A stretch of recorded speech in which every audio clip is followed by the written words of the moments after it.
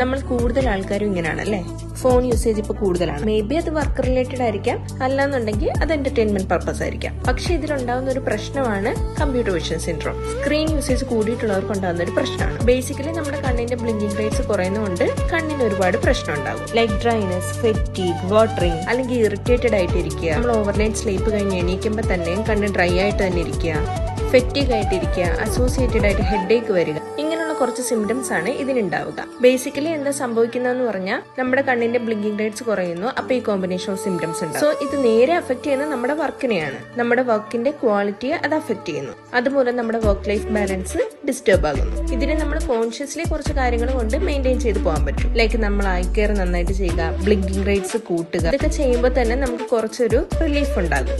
എന്നാൽ അതിന്റെ severity കൂടുകയാണെങ്കിൽ of course ഒരു ഐ സ്പെഷ്യലിസ്റ്റിനെ കണ്ടിട്ട് ട്രീറ്റ്മെന്റ് എടുക്കണം. ആയുർവേദത്തിൽ ഇത് നമുക്ക് നന്നായിട്ട് ട്രീറ്റ്മെന്റ് ചെയ്യാൻ പറ്റുന്ന ഒരു അസുഖമാണ്.